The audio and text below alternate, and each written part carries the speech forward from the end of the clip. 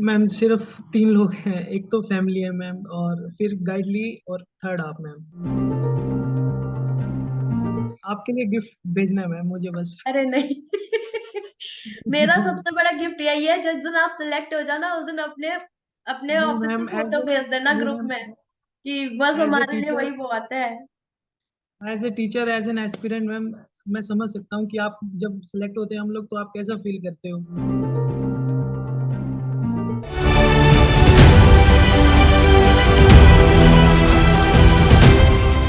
So hello everyone, this is Meenakshi and welcome to Guidely. So आज हमारे साथ एक एस्पिरेंट यहाँ पर सेलेक्टेड एस्पिरेंट यहाँ पर कनेक्ट हुए हैं, जिनका नाम है मिस्टर आशु सोनी। और इनकी जो स्टोरी है या फिर इनका जो सिलेक्शन जर्नी है वो आप मुझसे 99% एस्पिरेंट्स के लिए काफी मोटिवेशनल हो सकता है, बिकॉज इन्होंने 2016 में ग्रेजुएशन करी थी और इनका जो फील्ड था वो बिल्कुल ही डिफरेंट था। जैसे आप लोग पूछते रहते हो ना कि मैम मेरा ये फील्ड रहा है ग्रेजुएशन का, या मेरे इतने मार्क्स रहे, क्या मैं एलिजिबल हूँ, क्या मैं कर पाऊंगा बैंक एग्जाम या कोई भी कॉम्पिटिटिव एग्जाम क्लियर। तो इन्होंने रिसेंटली यहाँ पर ESIC UDC 2022 में सिलेक्शन लिया है। तो सबसे पहले मैं कॉन्ग्रेचुलेशन करना चाहूंगी आशु को। Many many congratulation Ashu. Thank you ma'am. तो सबसे पहले ये बताओ कि कैसा लग रहा है 7 साल 8 साल की जो जर्नी थी आपकी, उसके बाद सेलेक्ट होकर है। मैम पहले तो फीलिंग तो आउट ऑफ द बॉक्स है मैम, वो फीलिंग तो आउट ऑफ द बॉक्स है मैम। हर एस्पिरेंट जो अभी तैयारी कर रहा है वो समझ सकता है कि जब वो वीडियोस देखता है रिएक्शन रिजल्ट के, तो उसको कैसा फील होता है, और जब उसका रिजल्ट उसके सामने रहता है तो ma'am out of the box feeling है। ओके, चलिए अच्छी बात है, बहुत ही खुशी की बात है और बहुत प्राउड, मतलब प्राउड फील करने वाली भी बात है, क्योंकि सबसे बड़ी चीज होती है हम अपनी लाइफ में गिव अप नहीं करते हैं। बिकॉज मैंने एस्पिरेंट्स, अगर बहुत लोगों को मैं यहाँ पर देखूं तो वो गिव अप बहुत जल्दी कर देते हैं, इवन 6 महीने 1 साल में ही गिव अप करने लगते हैं।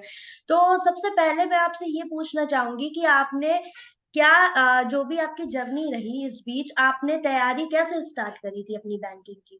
क्योंकि मोस्टली आपको काफी चैलेंजेस फेस किए हैं, आपने काफी फेलियर फेस करे हैं, आफ्टर दैट आपको एक सक्सेस मिली है, तो ये बहुत ही बड़ी बात है आपकी और आपकी फैमिली के लिए। तो क्या जर्नी आपने फेस करी, क्योंकि एस्पिरेंट्स ये जानना चाहेंगे कि कैसे कैसे आपने डिफिकल्टीज फेस करी।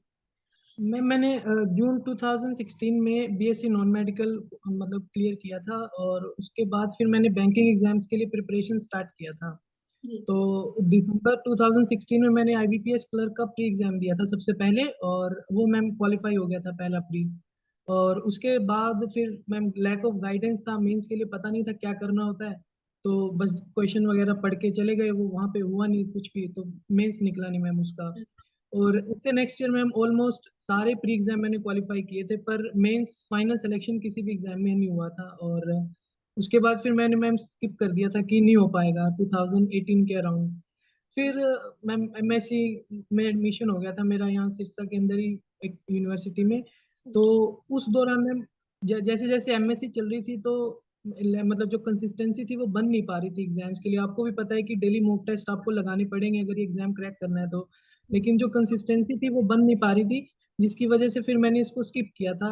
लेकिन फाइनली फिर 2021 में जब मैंने एमएससी कंप्लीट की, तो फिर मुझे ये था कि अब फाइनल जो गोल है वो एक गवर्नमेंट जॉब ही है, तो उसके लिए फिर मैंने दोबारा से प्रिपेयर किया था मैम स्टार्ट। और फिर 2021 में फिर मैंने गाइडली का जो पैक है, जो पीडीएफ बंडल था, उसको मैंने परचेज किया था।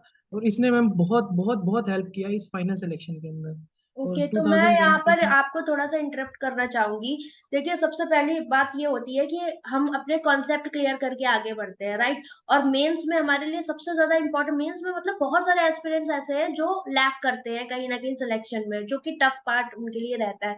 तो क्या कमी आपकी रही और कैसे आपने अपनी कमियों को ओवरकम किया, बिकॉज ये सबसे मेजर पार्ट है इस वीडियो का।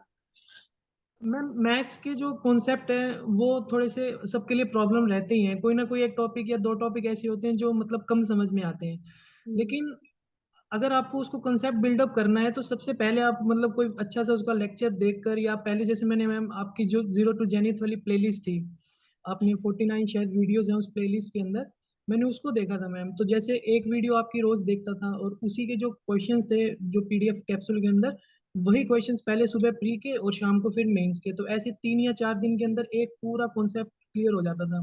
और टोटल शायद 15 या 20 टॉपिक्स होते हैं मैथ्स के अंदर, तो विद इन 1 या 2 मंथ्स में वो कवर हो गए थे मैम सारे मैथ्स ओके के। ओके और एक्चुअली मैथ्स में प्रॉब्लम आती थी ma'am. Okay okay.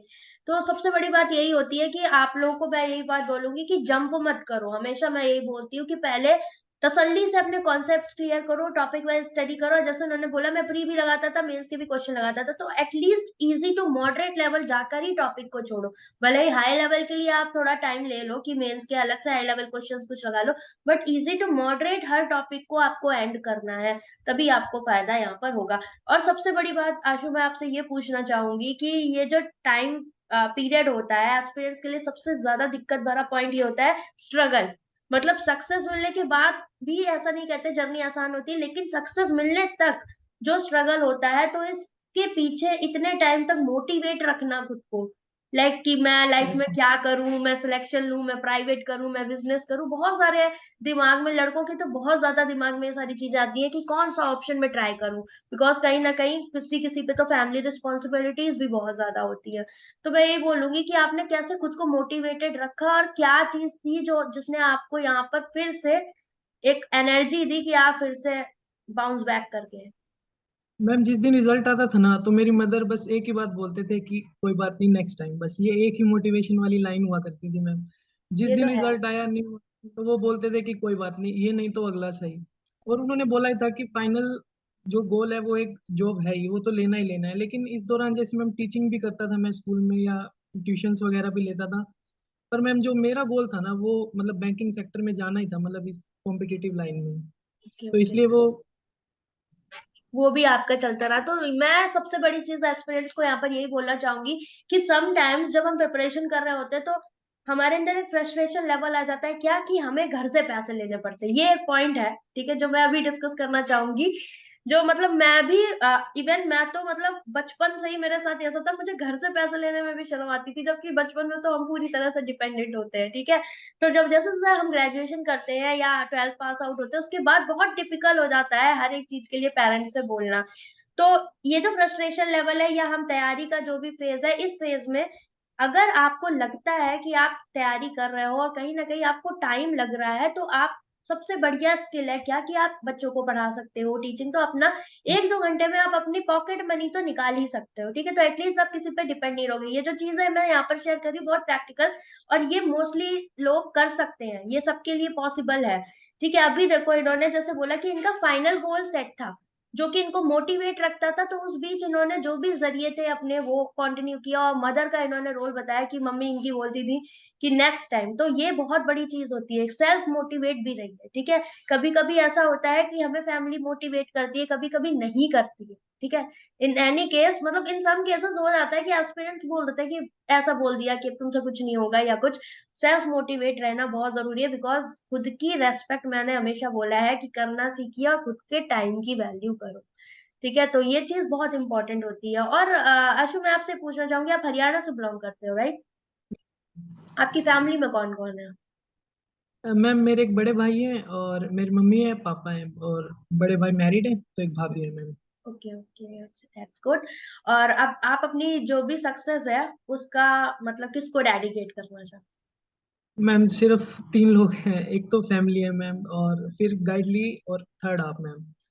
Thank you so much, it's very big thing for me, because seriously मतलब अगर कोई बोल देता है ना। कॉन्सेप्ट में आपने जो हेल्प किया ना मैम, मतलब वो आउटस्टैंडिंग है। और मैंने आपकी 3-4 वीडियोस देखने के बाद भी आपको एक मैसेज भेजा था, आपने शायद स्क्रीनशॉट भी शेयर किया था उसका ग्रुप में, आपको ओके। याद नहीं होगा। मुझे लेकिन मैं मैम आपकी बहुत, वीडियोस ने हाँ, बहुत हेल्प की थी मैम। लेकिन मैं सीरियसली बताऊं, जब भी कोई एस्पिरेंट सेलेक्ट होता है ना, दैट मीन्स आप लोग एक बार सिलेक्शन लेते हो, हम आपके साथ बार बार सिलेक्शन लेते हैं, because this is the best feeling for us कि हम किसी काम आपके आए, ठीक है। और जीरो टू जेनिथ यूट्यूब वाला वैसे ही बहुत ही ज्यादा हेल्पफुल है, इवन एसएससी बैंकिंग सबके लिए हेल्पफुल है। Concept yes building ma'am. आप कर सकते हो गाइस, आप लोग भी देख सकते हो यूट्यूब पे। और सबसे बड़ी चीज ये बोलना चाहूंगी यहाँ पर कि जैसे आपने एक पॉइंट बोला था, लैक ऑफ गाइडेंस, राइट? तो लैक ऑफ गाइडेंस, तो इसका शिकार मोस्टली एस्पिरेंट है इस टाइम। इवन मार्केट में 100 से ज्यादा मतलब हजारों सोर्स हो चुके हैं अब पढ़ाई के, ठीक है। Yes, yes. तो लैक ऑफ गाइडेंस, तो आप एक क्या पैटर्न बताना चाहोगे कि जो आपको लगता है कि मुझे इतना टाइम लगा, और एस्पिरेंट अगर उसको कम टाइम में फॉलो करना चाहे तो क्या चीजें आपको लगता है कि क्या गलती नहीं करनी चाहिए, वो उन्हें फॉलो करना मैम जैसे मॉक टेस्ट है तो सबसे पहले तो मॉक टेस्ट के साथ कंसिस्टेंट रहना ही पड़ेगा। अगर हमें जल्दी रिजल्ट तो खैर मिलेंगे नहीं मैम, बैंकिंग एस्पिरेंट के लिए ये सबको पता है जो प्रिपेयर कर रहे हैं, जल्दी रिजल्ट्स आपको मिलने ही नहीं वाले हैं। हर सब्जेक्ट के लिए आपको टाइम लगेगा, मॉक टेस्ट आपको लगाने ही पड़ेंगे कंसिस्टेंट। कई स्टूडेंट्स गलती क्या करते हैं मैम, जैसे मैंने भी किया था कि प्री एग्जाम क्लियर होगा तो फिर मेंस के लिए प्रिपेयर करेंगे। मैम ये सबसे बड़ी गलती करते हैं हम लोग। आप साथ साथ मेंस के मॉक टेस्ट लगाइए, जब हम प्री के लगाते हैं तो सब कुछ अच्छा हो रहा होता है, मार्क्स भी आ रहे होते हैं, कट ऑफ भी क्वालिफाई कर लेते हैं। और जब मेंस के मॉक टेस्ट पे स्विच करते हैं फिर वो क्वेश्चन ही समझ में नहीं आता कि क्या लिखा हुआ है, उसको पढ़ने में इतना टाइम चला जाता है। तो मैम ये सबसे पहला जो लैक है वो बच्चों के साथ होता है। दूसरा, कंसिस्टेंसी तो दिखानी पड़ती है मैम। जैसे अब कई बच्चों को इंग्लिश में प्रॉब्लम रहती है कि इंग्लिश नहीं हो पा रही है, अब उनको बोलते हैं कि रीड करो रीड करो, रीड तो करते नहीं है। फिर वहाँ कहीं ना कहीं मिस मतलब मैम है लैक, उसके अंदर कमी रह ही जाती है। नहीं, सही बात है कि पहले तो भागो नहीं टॉपिक से, स्किप मत करो, और टॉपिक मतलब जो भी सेक्शंस हैं आपके उनको अच्छे से प्रिपेयर करो। कहते हैं ना कि आपको लगता है कि हम फटाफट मॉक दे दें या क्वेश्चन देख लें, हम हमसे हो जाएगा। टॉपिक को टाइम दीजिए, 2 महीने तो एटलीस्ट बेसिक्स को अपने दीजिए, भले ही मॉक टेस्ट दो हफ्ते में 2 या 3। अपने मार्क्स को जज मत करो, लेकिन खुद को टॉपिक को एनालाइज करो और जज करो कि उन टॉपिक्स में आप बेटर परफॉर्म कर रहे हो कि नहीं, because this is the most important thing. और सबसे अच्छी बात ये लगी मुझे आशु की यहाँ पर, क्योंकि देखो बात ये होती है ना कि आजकल की जनरेशन है ना जो हमारी है, हमारे बाद की जो आ रही है, अब इसमें क्या है कि पेशेंस बहुत लूज होता है, मतलब अब पेशेंस नहीं है। पहले के जमाने में जो स्ट्रगल थे वो कहने को अब के जमाने में थोड़े से तो कम हुए हैं, और स्टूडेंट्स का पेशेंस बहुत कम हो गया है। क्यों? क्योंकि अब उनसे बर्दाश्त नहीं होता है कि जब उनके सामने फेलियर्स आते हैं गाइस, ठीक है। तो लाइफ का अगर मैं बोलूँ ना, हर एक अगला स्टेप आपके लिए चैलेंज होता है, हर एक अगला स्टेप। डजेंट मैटर वो आपकी जॉब के बाद का है, वो आपकी पढ़ाई के बाद का, एकेडमिक के बाद का है, कोई भी। तो अच्छी बात इनकी ये थी कि इन्होंने गिव अप नहीं किया, इन्होंने अपना गोल एक सेट रखा। बिकॉज जैसे हमारे 2 साल 3 साल बीतते हैं ना, मोस्टली एस्पिरेंट गिव अप कर देते हैं। और मैंने आपको बोला कंपटीशन, इन्होंने भी बोला कि आसान नहीं है चीजें और मुश्किल नहीं है, बस हमें उसके कॉन्सेप्ट को समझना है कि हमें पढ़ाई क्या करनी है, कंटेंट क्या करना है, प्रैक्टिस कैसे तैयारी करनी है, मॉक टेस्ट को कितना टाइम देना है। तो ये सारे पॉइंट्स इंपॉर्टेंट है। अगर आप राइट डायरेक्शन में जा रहे हो तो आप कम टाइम में सिलेक्शन लोगे।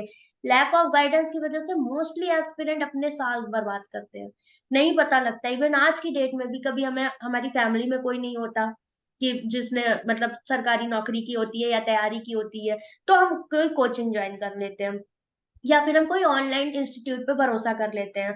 कोई दिक्कत नहीं है, आप कुछ भी फॉलो करो, बट एक प्रॉपर प्लानिंग के साथ फॉलो करो कि आपको सारा मटेरियल मिले, और प्री और मेंस की साथ में तैयारी करो, ठीक है। और आशु, आप अपनी फर्स्ट सैलरी से क्या करना चाहोगे, क्या प्लान किया मैम अभी तो ऐसा कुछ पर्टिकुलर प्लान किया नहीं है, लेकिन आपके लिए गिफ्ट भेजना है मैम मुझे बस। है? अरे नहीं मेरा सबसे बड़ा गिफ्ट यही है, जिस दिन आप सिलेक्ट हो जाना उस दिन अपने अपने नहीं ऑफिस से मैम, फोटो भेज देना नहीं ग्रुप मैम, में कि बस एज ए हमारे लिए टीचर, वही बहुत है। As a teacher, as an aspirant ma'am, मैं समझ सकता हूँ कि आप जब सेलेक्ट होते हैं हम लोग तो आप कैसा फील करते हो। बहुत सच तो में, मतलब ये आपके लिए जितनी खुशी होती है ना, हमारे लिए भी होती है। बिकॉज मुझे लगता है ना, मैंने अभी जैसे मेरी अभी कंसिस्टेंसी फैब में बिगड़ी थी थोड़ी सी, क्योंकि मैरिज की वजह से। तो पेड एस्पिरेंट्स ने बहुत ज्यादा कॉम्प्रोमाइज किया, बिकॉज क्लासेस 10 से 15 दिन के लिए स्किप हुई। फिर अभी शुरू करी क्लास तो 2 दिन तबीयत खराब हो गई मेरी, 2 3 दिन से।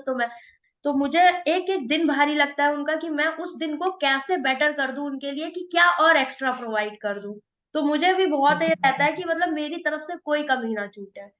और कोई 0.5 से भी, ऐसे बहुत सारे एस्पिरेंट थे जो रह गए कुछ 0.5 से, लेकिन वो अब IBPS पी और SBI मैम PO। मैंने अभी तक जितने भी मेंस एग्जाम मतलब दिए हैं उसके अंदर अभी तक कोई एग्जाम ऐसा नहीं है जो मेरा 2.5 से ज्यादा से रहा हो। कोई भी एक मेंस एग्जाम ऐसा नहीं रहा था मैम, 2.5 से ज्यादा किसी भी में गैप नहीं आया मैम। कभी कभी बस आंसू आप, वक्त की भी बात होती है, ठीक है।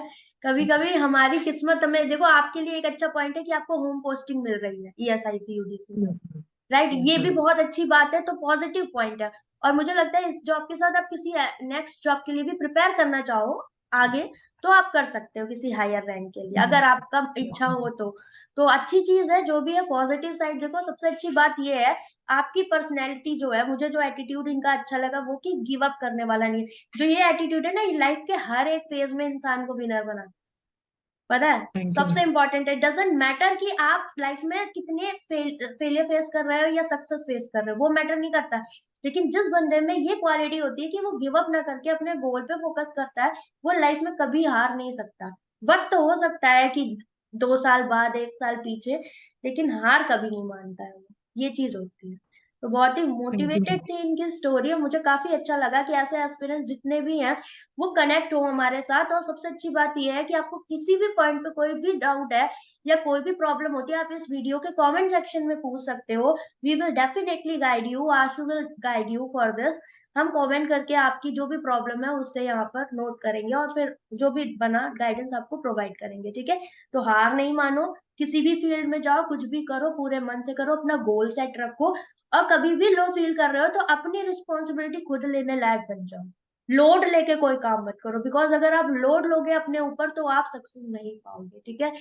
तो थैंक यू सो मच आशु, हमारे साथ कनेक्ट थैंक यू होने मैम। के लिए। सच अ रियली ग्रेट इंटरव्यू, और बहुत ही अच्छी चीज थी जो भी हम इन्होंने यहाँ पर शेयर करी, बिल्कुल प्रैक्टिकल थी। आप उसको आराम से एनालिसिस कर सकते हो, जो भी आपकी कमियां हैं गाइस, वो आप लोग यहाँ से एक इनकरेज हो सकते हो कि नहीं, अभी आपकी जर्नी रुकी नहीं हुई है, ठीक है। तो thank you so much Ashu. Thank you ma'am.